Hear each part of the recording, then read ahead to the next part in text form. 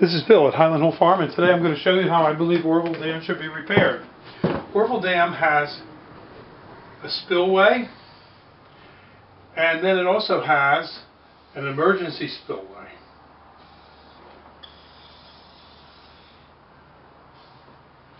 This is where the water is, back in the dam. Now, what happened at the Oroville Dam is they had a power plant over here that also was used to control the water level, and they also had the emergency spillway for catastrophic events and also a spillway. Now, what happened with the regular spillway is it started to erode because it was all dirt.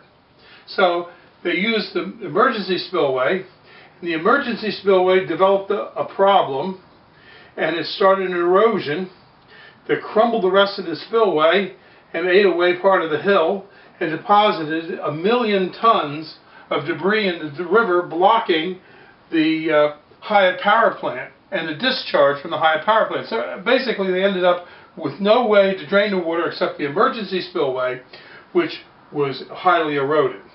So now my method and idea for repairing the spillway and the emergency spillway is the following. They continue with their gunite and making the regular spillway reinforced. However, they want to concentrate right here. They want to fill this in and then concrete it and repair this. It doesn't have to be a perfect repair job, it just has to be repaired. And what the reason for that is, I would suggest that they come here with 30-inch pipe and line the whole spillway with 30-inch pipe. All the way down, 30-inch pipe. Now, this pipe is readily available. It's used at the Keystone Pipeline, and it's sitting in North Dakota. They could bring that pipe over, weld it in place, and then put a chute here to collect the water into the pipe, and each pipe could have a valve on it at the top. So in case the pipe breaks, okay, they can turn that valve off and stop using that particular pipe until it can be repaired. And if it does break, then while it's leaking out and they have to shut the valve off, you have a concrete basin on which the spill can be contained in. Now, the next thing that they want to do is they want to use 4-inch black poly pipe from the top of the dam to the bottom. It comes in 1,000-foot lengths, and they want to, at the base of the dam here, after the spillway is over, over the top of the spillway, they want to put 4-inch PVC black poly pipe. Now, this black poly pipe comes in 1,000-foot lengths. It's very easy to get, and you're going to say, well, you can't drain the whole of Oroville Dam with a 4-inch black poly pipe. You're right, one won't do. But you could put 1,000 of them along here, all along there. Now, you want to fill them by a siphon.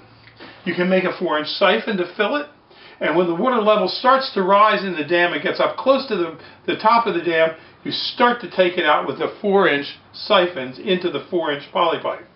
Now, that's a temporary fix for the earthen part of the spillway. The permanent fix is the following. Once you have your 30-inch pipe over here and your 4-inch black poly pipe in here, you'll be able to take out quite a bit of water if an emergency event occurs. However, I want to replace the emergency spillway.